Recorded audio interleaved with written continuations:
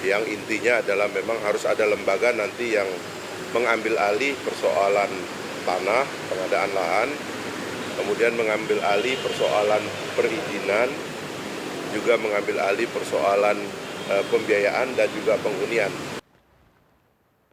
Fahri menjelaskan gagasan pembentukan lembaga baru ini bukan hal baru. Presiden Prabowo disebut telah beberapa kali menyampaikan langsung keinginannya agar ada satu institusi yang fokus mengkoordinasikan percepatan penyediaan hunian rakyat.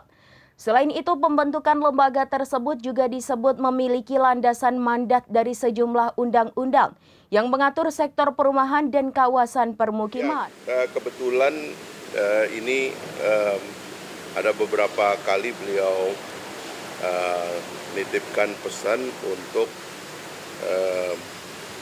mencari mekanisme percepatan pembangunan perumahan yang saya laporkan karena ada mandat dari beberapa undang-undang untuk pembentukan lembaga untuk percepatan pembangunan perumahan. Yang intinya adalah memang harus ada lembaga nanti yang mengambil alih persoalan tanah, pengadaan lahan, kemudian mengambil alih persoalan perizinan, juga mengambil alih persoalan pembiayaan dan juga penghunian, serta manajemen daripada hunian yang berbasis kepada hunian sosial. Karena beliau membayangkan harus ada akselerasi besar-besaran. Tahun depan sudah ada anggaran untuk renovasi yang sudah tertulis dalam APBN 2026 itu sekitar 400.000. Tetapi bahkan beliau setuju sampai 2 juta sekalipun untuk renovasi, tidak ada masalah.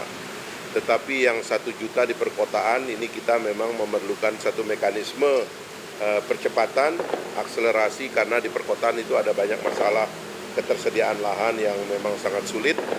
Dan inilah yang kami lagi desain konsepnya dalam bentuk peraturan yang dibutuhkan, mungkin setingkat Perpres atau PP yang sedang kami siapkan.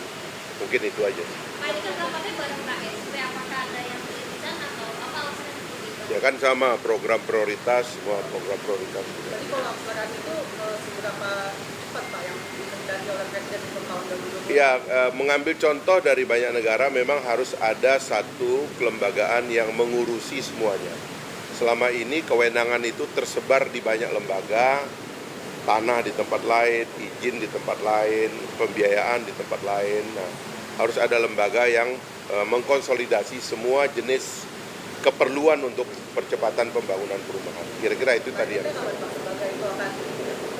kami sudah koordinasi dengan Menpan dan Mensesnek, dan mudah-mudahan 1-2 hari ini kami ada pertemuan lagi, dan kalau bisa di awal tahun itu sudah kita bisa sahkan. Saya juga berkoordinasi dengan Danantara karena salah satu penyedia lahan yang paling masif nanti, terutama untuk konsep TOD, Transit Oriented Development, itu nanti Danantara. Dan karena itu semua nanti akan diregulasi dalam pembentukan badan yang mengurusi percepatan pembangunan rumah rakyat. Download Tribun X sekarang, menghadirkan lokal menjadi Indonesia.